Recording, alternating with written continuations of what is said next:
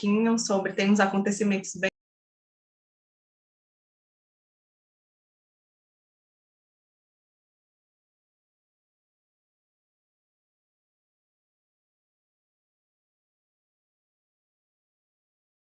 E aí, para a gente começar logo o nosso estudo, vou passar a palavra para a Michelle, como sempre, cumprimentar vocês e fazer a nossa prece inicial. Depois eu retomo a fala para a gente começar o nosso estudo da noite.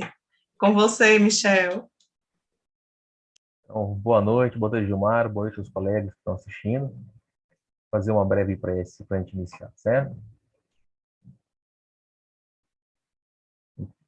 Neste momento, com grande alegria que estamos reunidos para esse estudo desta obra, Paulo e Estevão.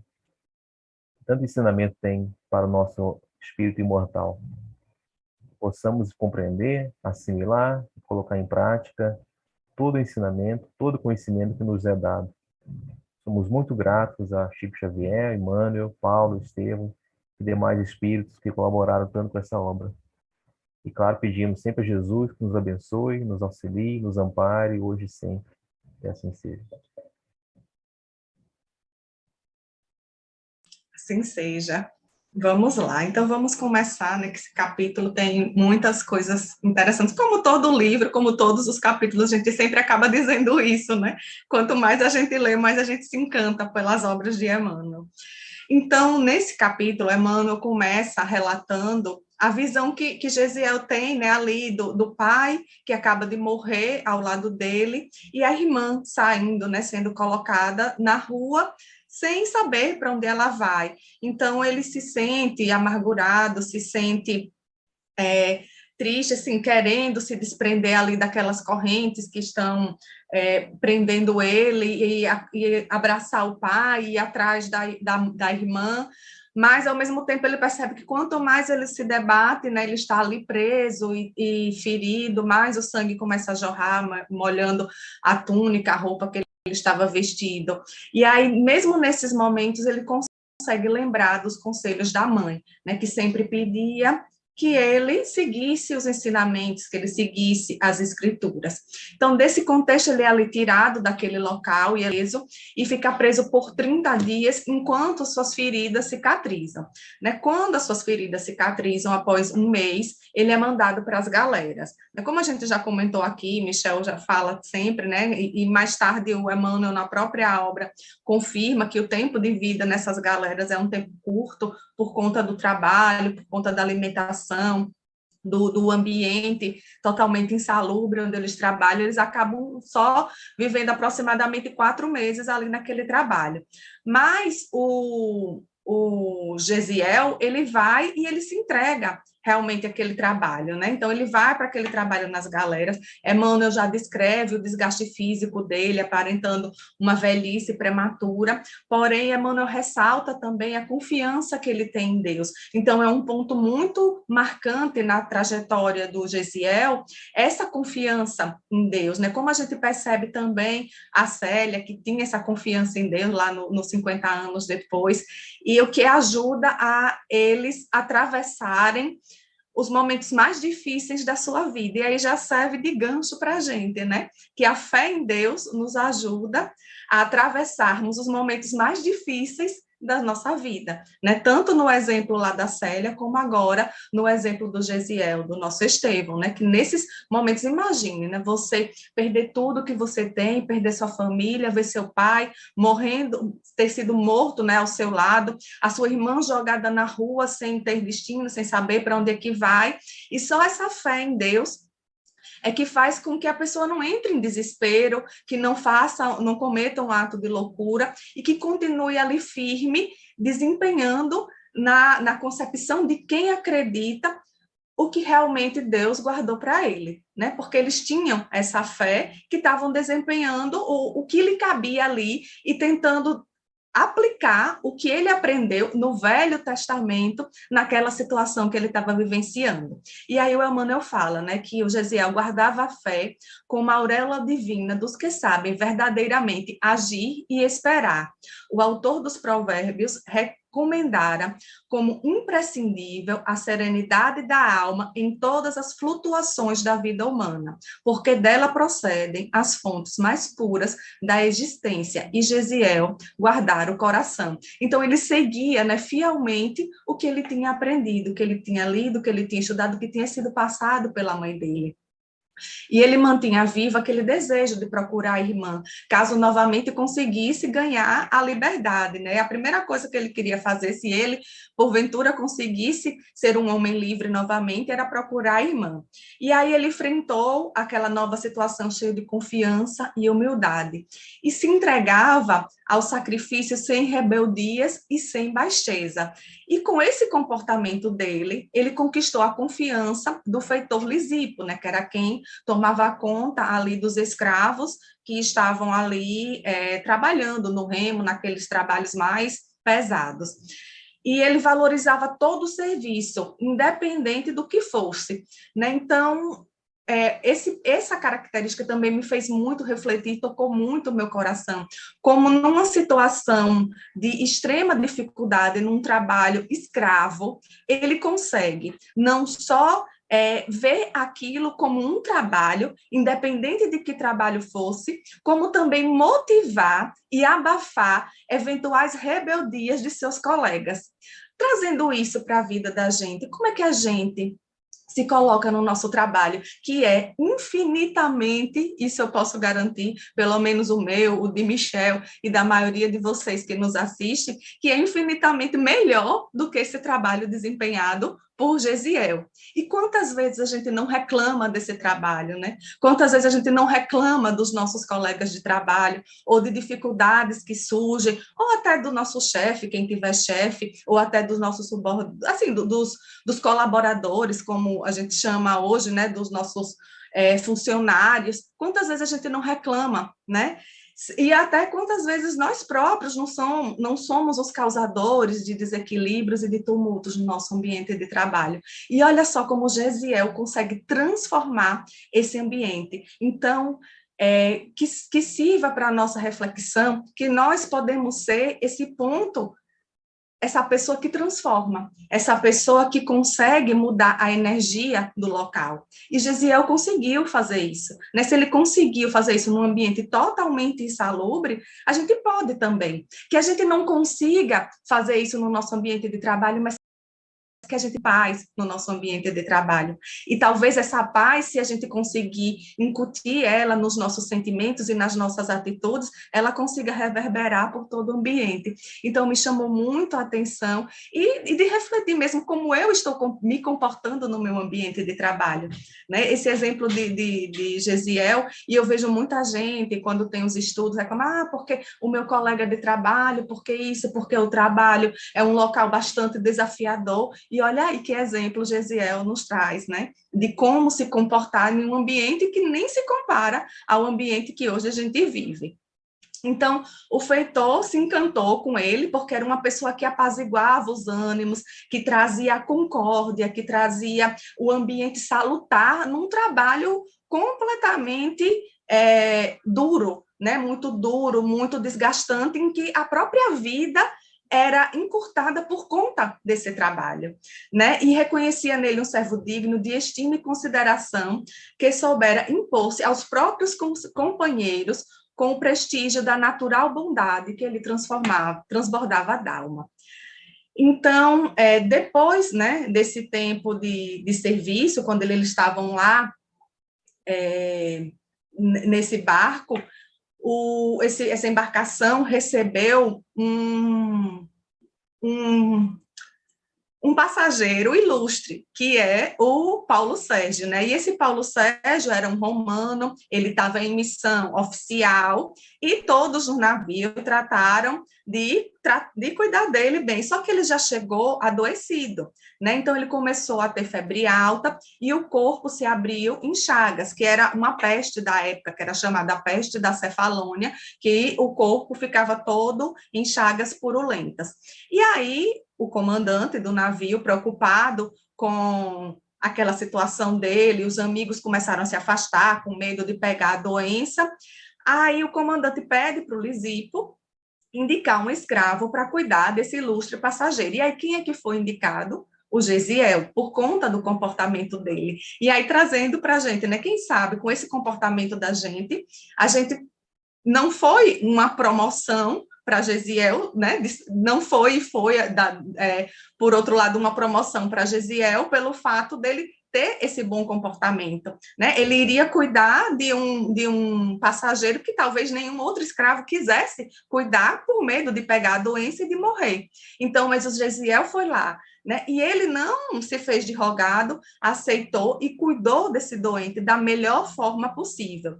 Cuidou tão bem desse doente que o doente, o Sérgio Paulo, se afeiçoou a ele, né? E nas horas mais críticas da enfermidade dolorosa, como diz Emmanuel, Gesiel falava-lhe de Deus, recitava trechos antigos dos profetas que trazia de cor, cumulando de consolações e carinho fraternal. Né? Então, cuidou do doente, ele teve a saúde restabelecida, e nisso Gesiel pega a doença. O comandante queria jogar Gesiel ao mar. E aí, o Sérgio Paulo, muito grato ao que Gesiel fez por ele, reuniu o Lisipo e o Sérvio Carbo, que era o comandante do navio, para decidir o destino de Gesiel. Né? E aí o comandante pediu informações de Gesiel, e mais uma vez, pelo bom comportamento dele, pelas atitudes dele, o Lisípio procurou pintar com fidelidade o comportamento dele, no sentido de quê? De ajudar a Gesiel de alguma forma. E o Sérgio Paulo não aceitou que Gesiel fosse jogado ao mar e pediu a sua liberdade. E aí o comandante disse, mas como é que eu vou explicar para o Licínio que eu dei a liberdade a ele? Aí o Sérgio fala, mas você não ia jogar ele no mar? Então faça constar lá nos apontamentos que ele adoeceu e que foi jogado ao mar. E nisso, eles combinaram de deixar Gesiel lá no porto de Jope, que era o porto que eles iriam aportar no dia seguinte, né? E aí o Sérgio Paulo passou instruções para Gesiel de que ele adotasse um novo nome, deu dinheiro e determinou que ele fosse para o interior da província para que ele não pudesse ser reconhecido ali e causasse algum tipo digamos assim, de constrangimento ou de situação que o Sérgio tivesse que passar por conta de ter dado uma contra-ordem, né, a ordem do Licínio. Mas, mais uma vez, o que a gente tem para analisar desse comportamento de Gesiel? Né? O quanto a gente fazer as coisas com amor, com dedicação, independente de que atividade seja, futuramente iremos colher os frutos disso que a gente está semeando, né? Se a gente está semeando a paz, se a gente está semeando a concórdia no ambiente de trabalho ou em qualquer lugar que a gente esteja, enxergando nisso, como o Gesiel enxergou, uma oportunidade de aplicar o que a gente vem aprendendo, os ensinamentos, como ele ali vinha aprendendo os ensinamentos do Velho Testamento na época, com certeza vai ter benefícios daquilo, porque a gente vai estar colhendo o que a gente planta, conforme o próprio Emmanuel diz, que sabedoria, né, não é a gente saber, é aplicar aquilo que a gente sabe. Então, a gente estuda, a gente conhece as escrituras, a gente conhece o espiritismo, a gente lê vários livros, mas o quanto disso a gente está aplicando na nossa vida, né? O quanto disso a gente estiver aplicando na nossa vida é o sinal de quanta sabedoria a gente está adquirindo, porque só o saber, a gente já sabe que não é suficiente para mudar as nossas atitudes. Quando a gente muda as nossas atitudes de acordo com o que a gente aprendeu, aí sim a gente está começando a praticar e a vivenciar a sabedoria que era o que Gesiel fazia.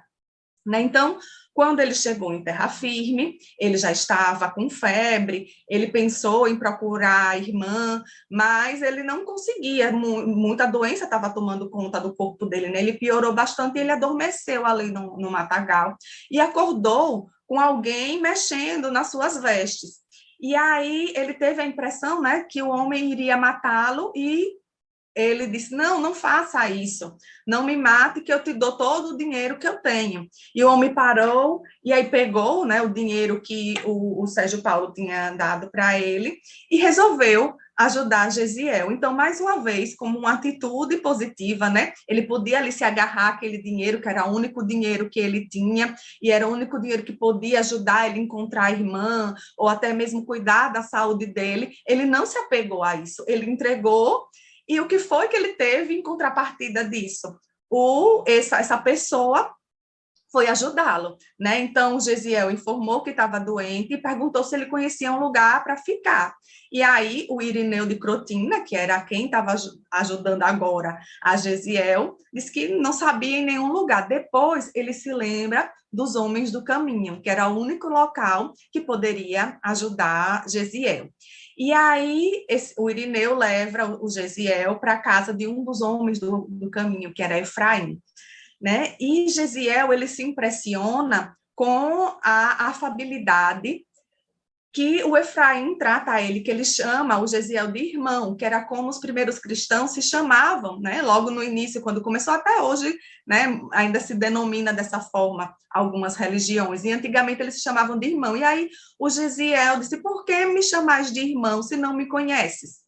Né? E aí foi quando ele ouve pela primeira vez falar de Jesus Cristo. E aí o Efraim responde, somos todos uma grande família em Cristo Jesus. E Gesiel não compreendeu, né? Quem seria aquele Jesus? Um novo Deus para os que desconheciam a lei? Então, Gesiel, quem é esse Jesus que ele agora está citando? E aí tinha um outro doente lá também, e o Efraim disse que não tinha condições de cuidar dele ali e que iria levar ele para Jerusalém. Gesiel, atendendo ao pedido do Sérgio Paulo, pede realmente para sair dali e para ir para Jerusalém. Então, Efraim leva Gesiel e o outro doente para Jerusalém. E quem é que vem recebê-los nessa nova casa? Tiago e Simão Pedro. Tiago, de início, disse, não, a gente não pode aceitar mais doentes, nós já estamos aqui com 49 doentes. E aí Simão diz, não, mas Jesus, não foi isso que Jesus ensinou, né? Não foi isso que Jesus disse. Jesus disse para que a gente acolhesse todos aqueles que batessem a nossa porta. E nessa situação, né, diante disso, o Gesiel e esse outro doente foram acolhidos lá na Casa do Caminho. Então, eles foram recebidos, e lá era um local onde estava sendo recebido todas as pessoas excluídas, né? Então, doentes, crianças, todos os doentes, não só do corpo, mas como da alma, todos ali eram acolhidos. E Pedro era auxiliado por Tiago, por João, e depois Filipe e suas filhas também foram lá para ajudar naquele local onde estava sendo o primeiro local de realmente de ajuda humanitária cristã, né, que estava sendo fundado com os preceitos de Jesus Cristo para servir ao próximo, né, para ajudar como Jesus tinha ensinado. E aí Pedro, diante de todas aquelas dificuldades, ele não estava mais conseguindo pregar a boa nova da forma que ele queria. Era tanta gente que aparecia que ele estava passando todo o seu tempo ali cuidando das pessoas. Então, eles resolveram, Gesiel, nesse meio tempo, se recupera, e só um parênteses aí, enquanto Gesiel estava lá delirando com febre, ele começava a recitar Isaías, né, trechos do profeta Isaías. E as pessoas, e Pedro se encantava, mas como ele tem esse conhecimento tão profundo das escrituras, e ficou ali curioso para saber de que origem era o Gesiel, qual a de que tribo ele provinha. E quando o Gesiel se recuperou, ele viu a oportunidade de conhecer melhor o Gesiel. Nisso, eles de início já estabeleceram uma corrente magnética, como Emmanuel fala, né, de grandes atrações afetivas. Um sentia um carinho enorme pelo outro, um olhava para o outro como pai e filho. E aí o Gesiel se recupera e Pedro pergunta sobre a vida dele, né? Então, nisso que Pedro pergunta sobre a vida dele, ele fala, né, sobre a vinda de Jesus, né? Ele começa a perguntar, como é que você conhece tão bem todas essas escrituras? E aí o Gesiel diz, olha, eu gosto de todo, eu estudava todo o Velho Testamento sem preferências. de ordem particular. Mas Isaías, né, sempre o impressionou profundamente pela beleza das promessas divinas de que foi portador, anunciando-nos o Messias, sobre cuja vinda tenho meditado desde a infância. E aí Pedro diz para ele, mas você não sabe que o Messias já veio? E aí Gesiel se assusta, né? Diz, o que dizes? Aí o Pedro pergunta, nunca ouviste falar em Jesus de Nazaré? Aí ele lembra, né, que Efraim citou, mas ele diz nunca. E aí onde começa, né, a beleza, né, desse capítulo, mais uma beleza. E aí Pedro começa a narrar tudo, né, que Jesus, todas as passagens de Jesus, ele diz, pois o profeta de Nazareno já nos trouxe a mensagem de Deus para todos os séculos, né? E Simão Pedro começa a falar, traça uma perfeita biografia verbal do mestre. E nisso Gesiel, né, bebia-lhes as palavras, como diz Emmanuel, inteiramente empolgado, como se houvesse encontrado um novo mundo.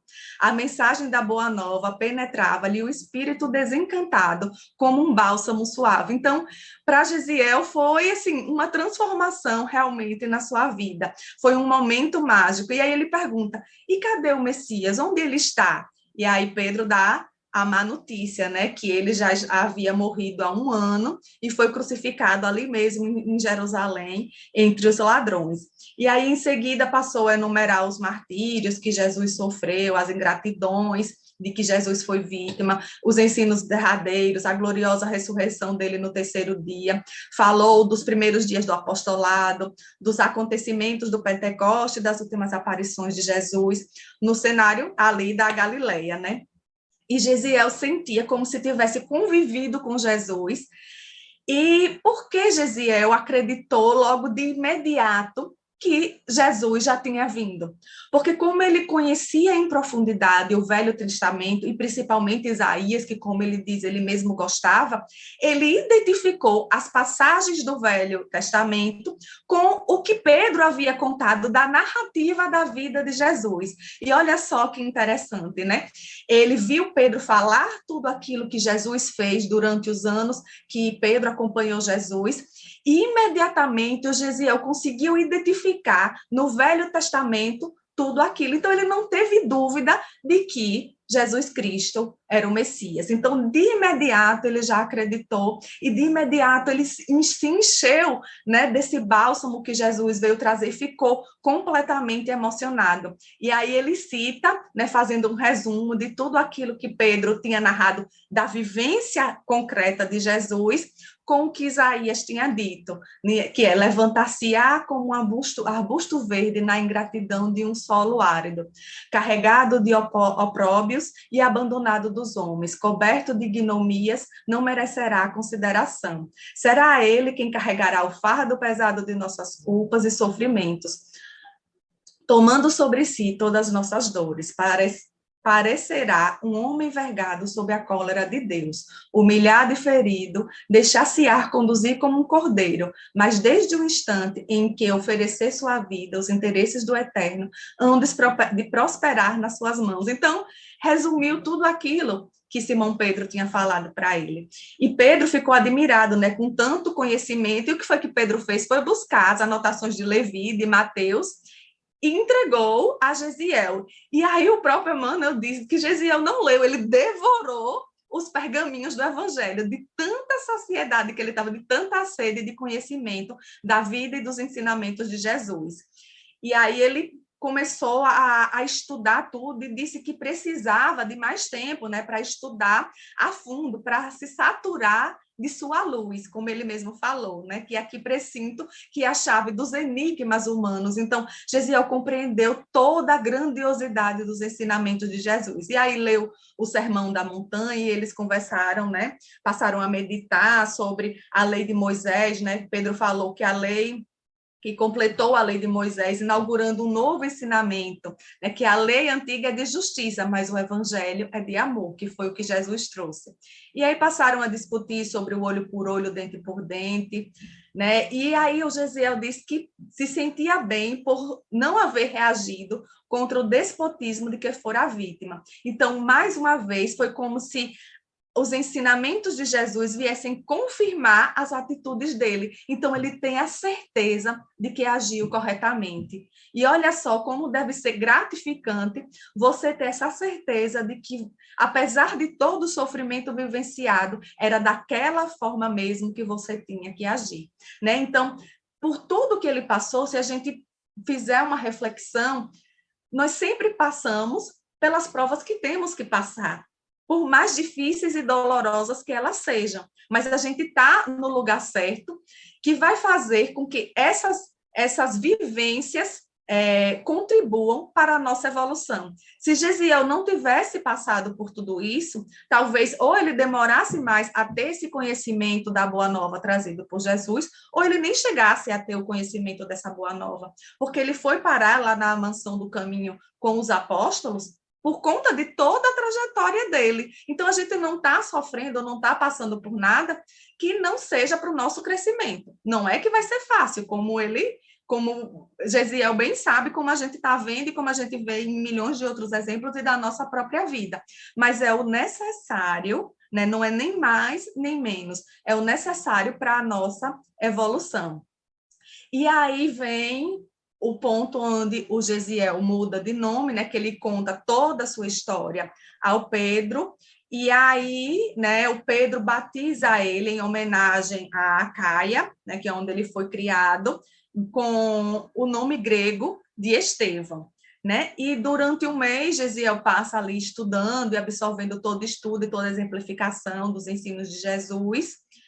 E depois disso, eles resolvem difundir a Boa Nova, como já havia dito, eles estavam muito ocupados só com o trabalho, com as pessoas que chegavam lá para serem atendidas, mas precisavam divulgar. Então, foram escolhidas 7 pessoas para conduzir os trabalhos da casa, e Gesiel foi uma dessas pessoas escolhidas, e ele começou a não só cuidar e até mesmo fazer milagres com as pessoas que estavam ali doentes, como a falar, né, como o Emmanuel fala, desassombradamente do Salvador do mundo, na glória das novas revelações divinas. Então, ele passou a falar de Jesus, né, indiferente às lutas que iria provocar, indiferente do que ele estava...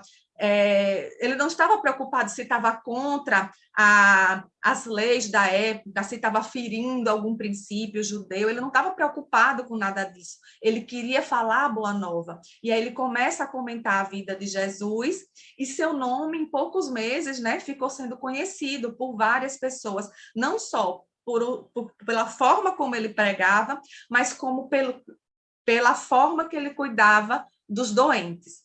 Né? E aí, só na última reflexão, para passar para Michel fazer as considerações dele, né?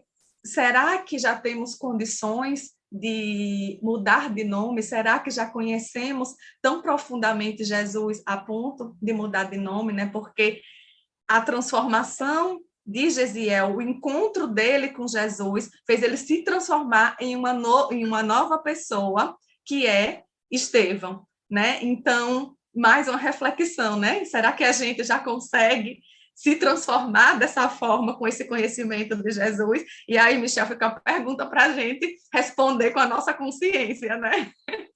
E passo para você agora. Obrigado, Gilmara. Bom, cada um responde aí, né? Hoje à noite, antes de dormir, cada um responde, né? Um capítulo muito rico mesmo, me chamou muita atenção mesmo, né? Eu vou falar algumas coisas aqui, viu, Gilmara? Logo no início, realmente me chamou a atenção, né? Que ele mantém a fé e a confiança em Deus, né? Gesiel mantém a fé e a confiança. Né? Por que que o Emmanuel faz questão de escrever isso logo no início? Né? Ele foi chicoteado, né? 30 dias preso, né? Imagina a prisão daquela época, né? E, e assim, o que eu imagino que o Emmanuel quis escrever dessa forma, para deixar bem claro para a gente que nós temos que manter a nossa fé e confiança, que nós perdemos essa fé e essa confiança por muito menos.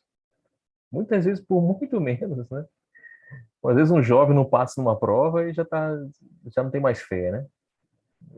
Uma pessoa perde o emprego, acontece alguma coisa, já perde a fé. Né? Então, por mais que as situações sejam ruins para a gente não pode perder a fé, né? Sobre Gesiel e o Sérgio Paulo, né? Gesiel ele é indicado para cuidar de Sérgio Paulo, né, um romano nobre, e os outros se afastam, né? Qual é a lição que ficou para a gente ali? Né? Conhecemos os amigos nas adversidades. Né? Ele é um romano nobre, mas ele ficou doente, todo mundo, né, se afastou. Né?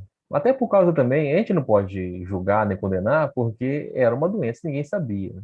É uma doença de outro local, né? Então, realmente, mas me chamou atenção sobre isso, né? E que Gesiel cuida de Sérgio Paulo como se fosse da família. Na verdade, Gesiel, um espírito, a gente já dá para ver, né? Um espírito muito bondoso, ele cuida de todo mundo muito bem. Ele trata todos muito bem, independente de ser ou não da família. Nós temos a tendência de tratar melhor os nossos familiares, nossos amigos. Mas não é assim, né?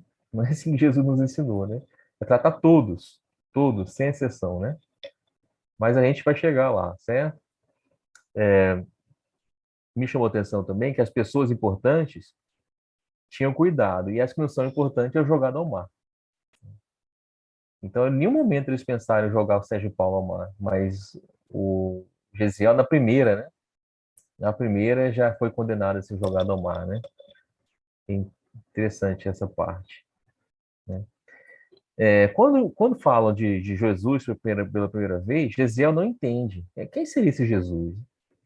Então está bem claro mesmo, que Gesiel, ele já tinha na alma dele, na consciência dele, o conhecimento cristão, né? Nós já vimos isso no livro até o momento. Mas como é que ele tinha esse conhecimento sem conhecer Jesus? Sem conhecer a doutrina que o Cristo trouxe, né? Ele já estava na alma dele. Mais uma vez, nos mostra, né, que ele é um espírito já muito bondoso, né? E nos mostra a reencarnação, né? Quantas encarnações ele já teve, né? E foi adquirindo essa bondade extrema que ele tem, né? O Efraim leva o Gesiel para Jerusalém. Eu notei aqui no mapa, mais ou menos, né, do porto de Jope até Jerusalém, mais ou menos 65 quilômetros. Então, aí que a gente consegue entender mais ainda, fazer uma viagem naquele deserto, já doente, né, 65 quilômetros, a gente consegue perceber por que ele chegou tão maltrapilho, né, vamos dizer assim, lá em Jerusalém, certo? Essa parte que eu mais gostei do capítulo, quando Simão Pedro fala, né, que o Messias já veio, né, Gesiel nunca tinha ouvido falar. E aí Gesiel pergunta: tá bom, mas cadê o Messias? Eu quero ver o Messias, né? Aí Pedro conta para ele que já foi crucificado. Sempre me chamou atenção neste livro que quando fala para ele que o Messias já veio, ele acredita imediatamente. Mesmo tendo conhecimento, né, de Isaías, mas mesmo sem esse conhecimento, será que ele não teria acreditado pela fé dele? Né? Com uma grande fé. E nós, né? Nós já acreditamos que Jesus já veio? Né? Será que a gente já acredita? Né? Também fica para reflexão, né? Porque se a gente acredita, nós temos que tratar todos, né, como Gesiel, como Jesus tratou. Né? Então, se nós acreditamos, devemos seguir, certo? Então, sempre gostei dessa parte, né? Ele não duvida em nenhum momento. Quando Simão busca as anotações de Mateus sobre Jesus, nós já vemos aí no embrião dos evangelhos, né? Então é alguma confirmação. E eu fui procurar informações sobre os evangelhos, né? Claro que são muito desencontradas, mas quando dizem que o evangelho de Mateus foi escrito mais ou menos 70 anos depois de Cristo, né? No ano 70, na verdade, né? Quer dizer, mais ou menos uns 30 e poucos anos depois. Mas a gente está vendo ali que 1 ou 2 anos depois que o Cristo foi crucificado, já tinha escritos, né? Já tinha alguma coisa do Evangelho. E Emmanuel mesmo nos adverte: não adianta ficar procurando por datas, ele veio para falar o que ele viu lá. Tá? E em relação à mansão do caminho, quais as tarefas? Né? Quais são as tarefas? Por que Emmanuel descreve as tarefas? Eu fico pensando, por que será que é importante escrever o que tinha nessa mansão, nessa casa do caminho, né? Então, quais são as tarefas que ele falou? Loucos a chegarem de todas as províncias. Quem seriam esses loucos? Será que não seriam os obsidiados, os médiuns da época? Anciães, né, abandonados, crianças esquálidas e famintas, extensas filas de mendigos comuns implorando a esmola da sopa, né? E outra tarefa importante, as mensagens da Boa Nova, que é onde entra bastante aí o Estevão, né, no final desse capítulo. Inclusive fala, né, que Estevão fala das suas visões, das suas esperanças, cheio do espírito daquele mestre adorável. Ou seja, já vemos aí um pouco de mediunidade em Estevão também, né? Vamos passar para o próximo, certo? Próximo capítulo aqui, o capítulo 4, na Estrada de Jope. Aí ele já muda completamente o sentido da história, né? Agora já vai contar uma outra história. Já contamos a história de Estevão. Agora vamos contar a história de Saulo e Abigail. O que aconteceu com Abigail, né? Então o capítulo inicia com a apresentação de Saulo na história. Ele chega em Jerusalém e encontra o amigo Sadoc, né? Então lembremos desse nome. Nós vamos falar mais para frente desse nome, Sadoc, um grande amigo de Saulo, né? E aí o Emmanuel, ele logo descreve quem é Saulo. Também é importante a gente descrever bem Saulo, porque quando vier a conversão, nós vamos entender bastante que conversão foi essa. Que a conversão de Saulo é algo impressionante mesmo. Impressionante. Então, eu acho que também, né? Quem sou eu para tentar identificar o que Emmanuel quis dizer? Mas, na minha visão, Emmanuel escreve isso para mostrar, deixar bem claro quem era Saulo e para ver o tamanho da conversão. Então ele começa a falar. O jovem, na época, né, era jovem. O jovem Saulo apresenta toda a vivacidade de um homem solteiro, bordejando seus 30 anos. Eu não sei se isso bordejando é 28, 29, 30, por aí, né? Na fisionomia, cheia de virilidade, máxima beleza, os traços israelitas fixavam-se particularmente nos olhos profundos e percussientes, próprios dos temperamentos apaixonados e indomáveis, ricos de agudeza e resolução, né? Então, olha o embrião de Paulo de Tarso, né? Muita agudeza e muita resolução. Ele tinha resolução mesmo. Precisa fazer, ele vai lá e faz, né? Trajando a túnica do patriciato, falava de preferência o grego, a que se afeiçoara na cidade natal, ao convívio de mestres bem amados, trabalhados pelas escolas de Atenas e Alexandria. Ou seja, era uma pessoa culta e, por que não dizer, rica, né? Ele, túnica do patriciato, nós vamos ver daqui a pouco, ele tinha uma biga, que seria o nosso carro, né? Então, deu para ver que não era pobre, né? Saulo de Tarso não era pobre. E era estudado, né? Como diz, né? Nas escolas de Atenas e Alexandria, né? E Tarso também. Então, Saulo, quando ele chega, ele logo conta ao amigo que, de fato, se namorara de uma jovem da sua raça, que aliava os dotes de peregrina beleza aos mais elevados tesouros do coração. Realmente, a descrição de Abigail, né? A gente fica impressionado, né, com essa descrição, né? Realmente é muito interessante, né? E aí ele fala, ele for em uma festa junto com Alexandre e Gamaliel, aí entra o Gamaliel, né? O Paulo era o pupilo de Gamaliel, vamos dizer assim, né? O Gamaliel era um grande professor e o Saulo era um pupilo dele, né? E estava estudando com ele, né? Tipo como se fosse hoje um orientador, né? Numa universidade, né? Então ele, junto com Alexandre e Gamaliel, onde conheceu a filha de Zacarias, Abigail. Então voltamos aí na história com Abigail. Este emigrado de Corinto devido às perseguições, né? Então Zacarias, né, como nós já vimos, ele saiu de Corinto por causa das perseguições dos romanos. Agora ele pensava em futuro casamento com ela. Mas ele diz: penso que ao homem não convém entregar-se assim, sem mais nem menos, a uma questão decisiva do seu destino. Como assim, né? Nós veremos como isso irá mudar, né? Ele fala, então não deve se entregar assim, sem pensar muito, né? Há uma questão decisiva do seu destino, né? O que é decisivo no nosso destino? Escolher uma profissão, escolher um casamento, né? E nesse caso era a escolha do casamento, né? E ele não convém entregar-se assim, sem mais ou menos, uma questão decisiva do destino. Nós vamos ver na conversão que ele se entrega imediatamente, né? Então Sadoc pergunta como estão as pretensões ao cargo no Sinédrio. Então nós vemos que Gamaliel há muito vem estando com o pai a respeito da transferência para Jerusalém, onde prometem lugar de relevo na administração do povo.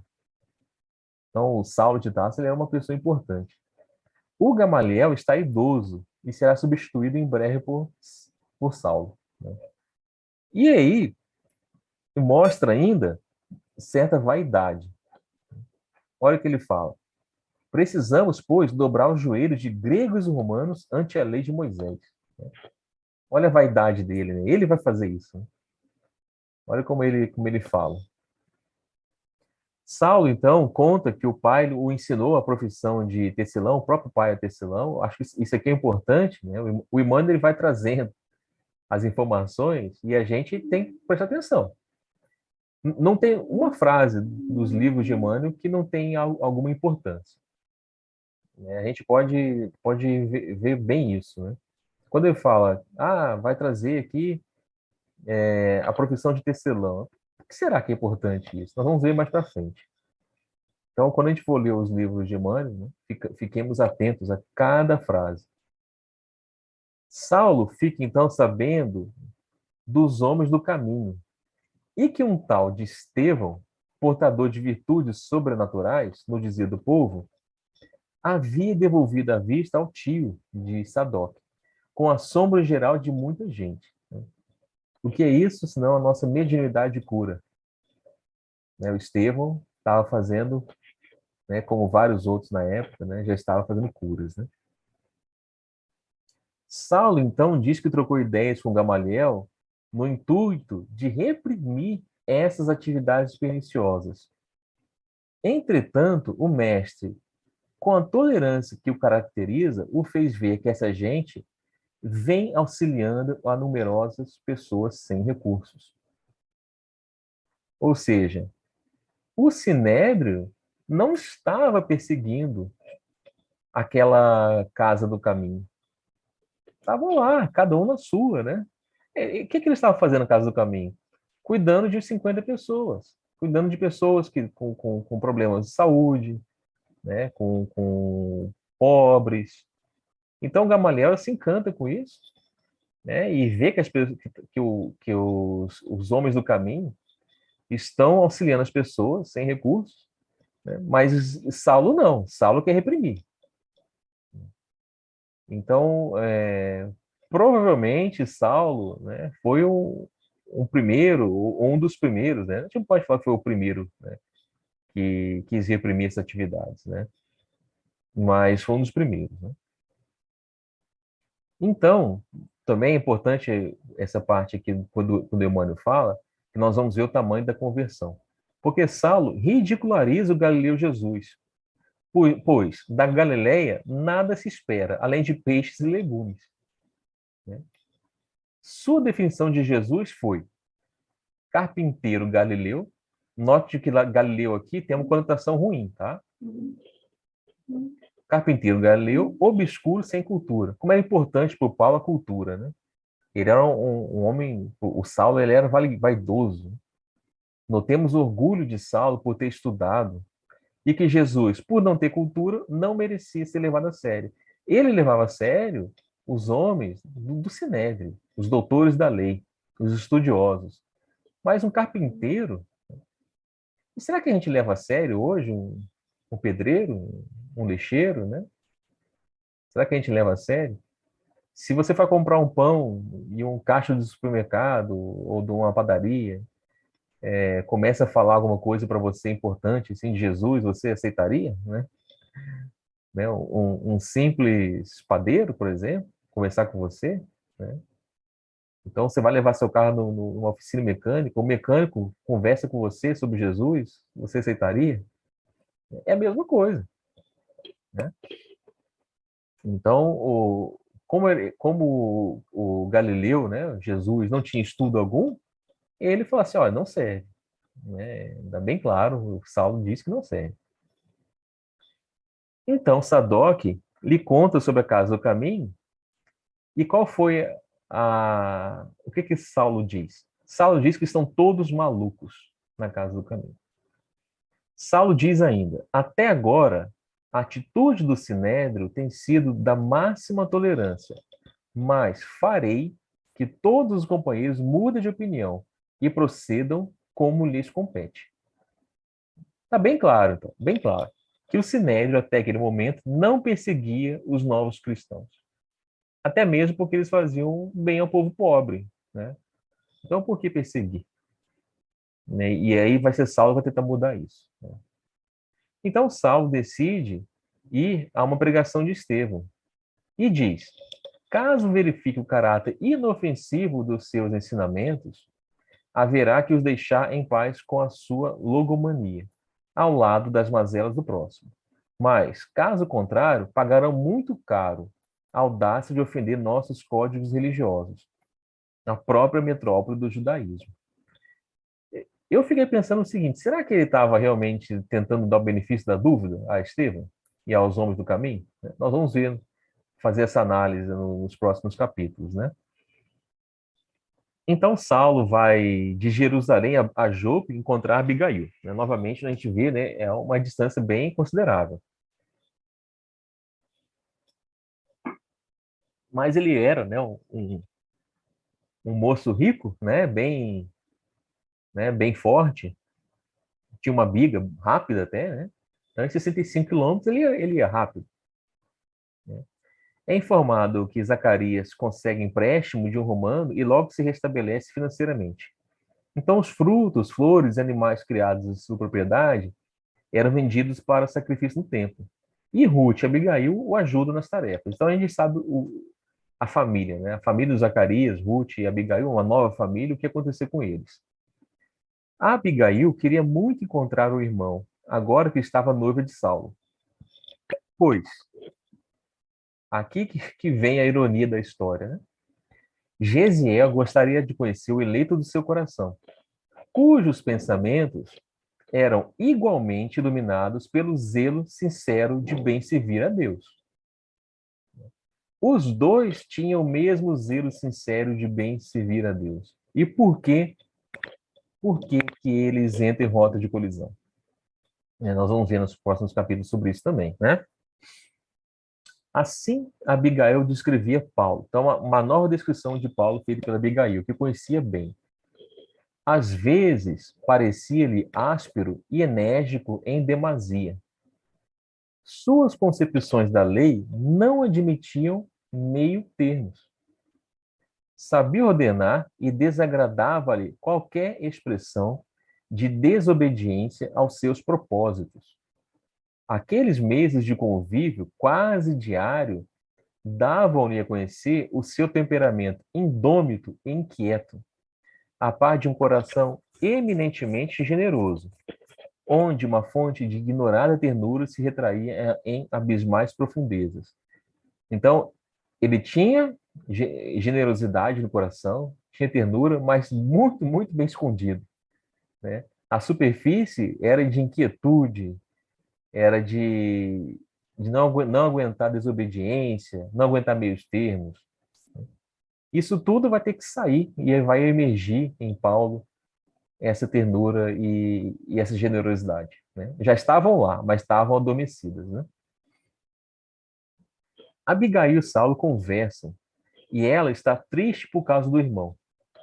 Ela o faz prometer que ajudaria Gesiel se este estiver preso. Saulo diz que faria tudo por ele, mas pergunta se ela amaria mais ao irmão que a ele. E aqui, além da descrição anterior, nós vemos mais uma característica do Paulo, né? Um extremo ciúme, né, da noiva, né? Saulo, então, a convida a Jerusalém em 2 meses para conhecer a irmã. E ela, em viagem a Tarso, irá contar sobre seus planos de casamento aos pais. Ele irá, inclusive, comprar muitas túnicas a ela. Então vemos aí, né? Paulo, ele tinha uma biga, ele tinha dinheiro para ir e voltar de Jope quase diariamente, 60 e poucos quilômetros, né? Então não era pouco. e tinha dinheiro para comprar muitas túnicas para a noiva. Então, ele era uma pessoa rica, né? Para a época, para os padrões da época, né, a gente sabe, né, que a maior parte das pessoas daquela época tinha muita dificuldade, né?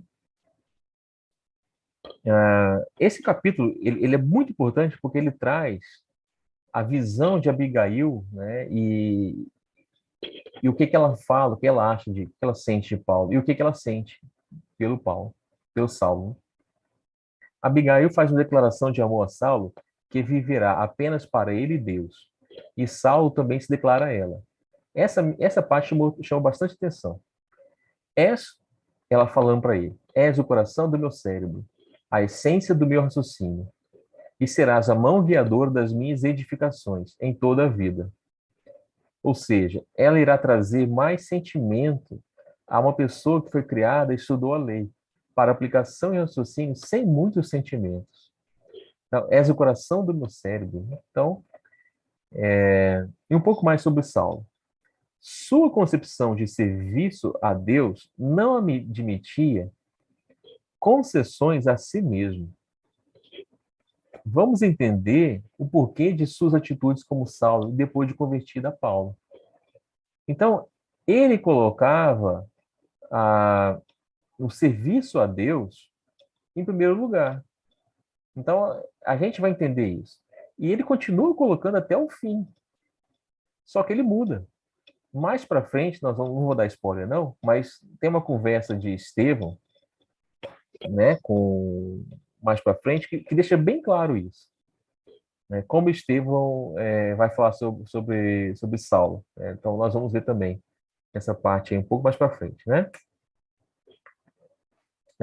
Abigail enchera-lhe o coração. Era a flor mística do seu ideal, a alma que estenderia as aspirações em perfeita ressonância de pensamentos. Então, o diálogo entre os dois, né, entre Abigail e Saulo, é muito rico. É um diálogo muito relevante para o livro. Algumas pessoas, né, criticam, né, Paulo por ser machista, né, e a gente lê esses diálogos, a gente tem que entender bem sobre a época. Né, eu já assisti uma palestra também, já é interessante, né, que ia ser falado pelo Haroldo Dutra. Né, vamos entender a época antes de sair julgando Paulo, né? Então, para finalizar, o Saulo marca o casamento para daqui a 6 meses. Então, ele não pergunta para Abigail, olha, você quer ficar casado daqui a 6 meses? Não, ele marca o casamento. Vai ser daqui a 6 meses. Né? E deixa bem claro para ela. A Abigail reclama. Né? E se não souber de Gesiel antes disso? Ela queria... Gesiel é a única pessoa que sobrou da família dela. Ela queria, na cabeça dela, ela devia contar para Gesiel, né? E Gesiel devia, assim, mais ou menos, né, aceitar o casamento, né?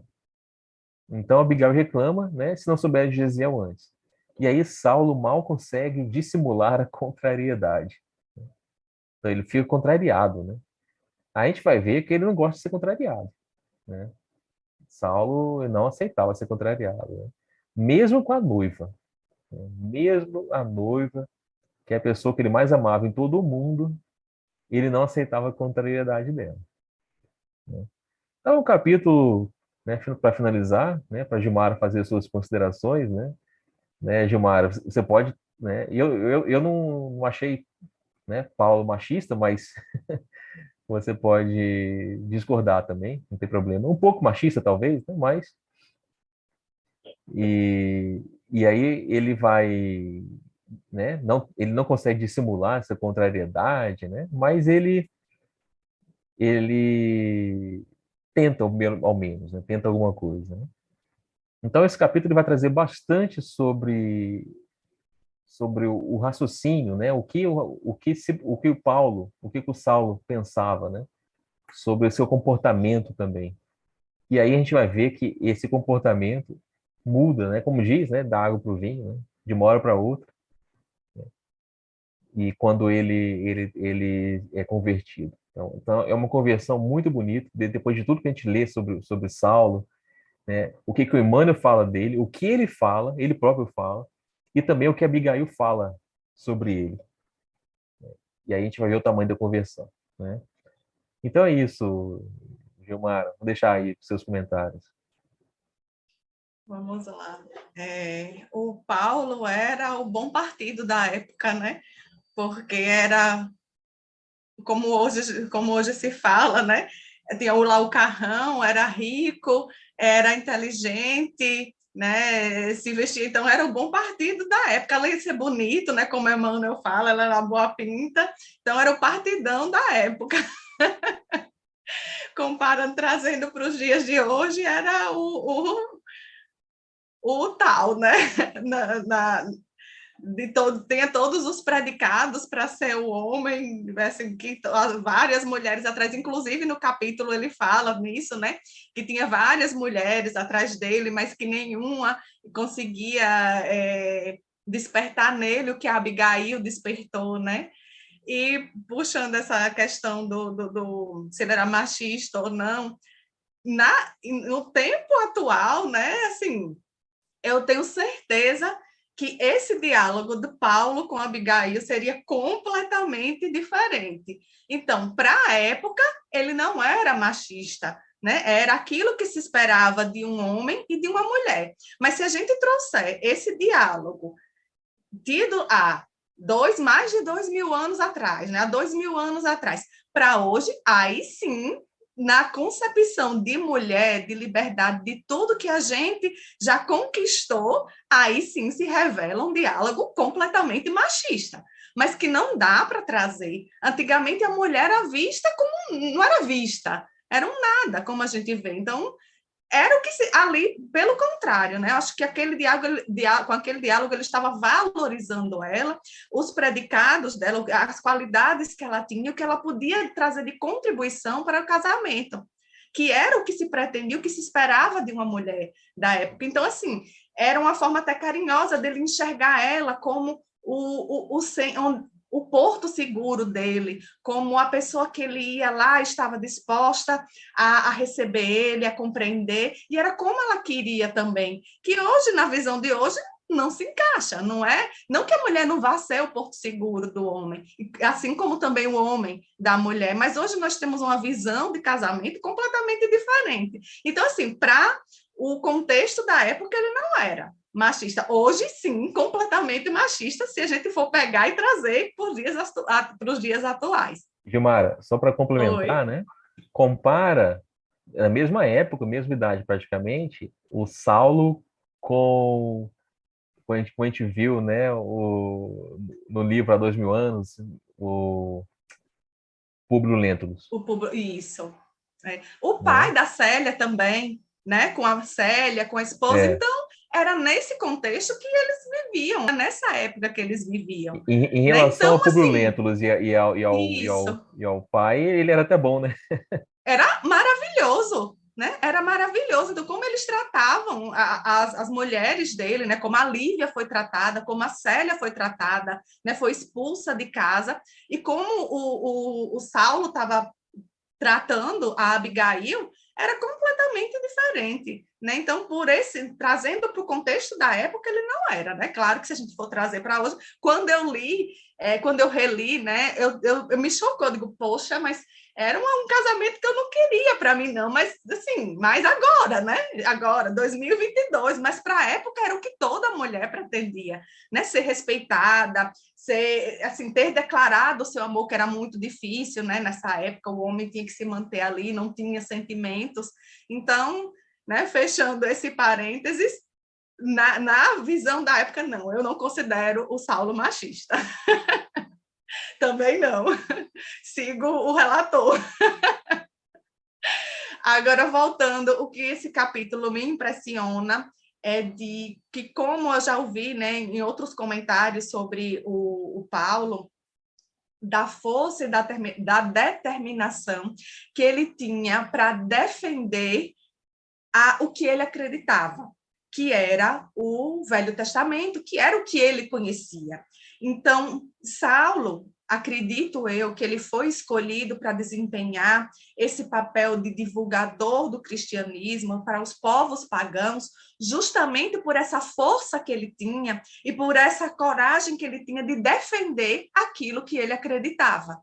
Então, não tinha pessoa melhor para fazer isso do que o Saulo. E o Emmanuel, nesse capítulo, deixa isso muito bem claro, né? Porque ele descreve com detalhes o quanto ele é enérgico e o quanto ele tem esse poder de transformar e de mudar. Porque, como o Michel falou, né, o Sinédrio até então não via os cristãos como uma ameaça, porque ele ajudava, mas o Saulo ele já via além, ele via que ele estava indo de encontro àquilo que ele acreditava, e por ir de encontro ao que ele acreditava, ele queria agir com energia, com força, para impor o que ele acreditava. Então, como dizem, se ele estava agindo dessa forma, só com o conhecimento do Velho Testamento, o quanto ele não iria fazer quando ele se convertesse e passasse a defender Jesus. Então, esse é o grande trunfo do Saulo. Esse é o ponto forte dele, e foi por isso que, quando ele se dedicou à causa do cristianismo, ele conseguiu esse progresso e essa transformação que hoje todo mundo comenta, que hoje todo mundo vê, que hoje todo mundo sabe.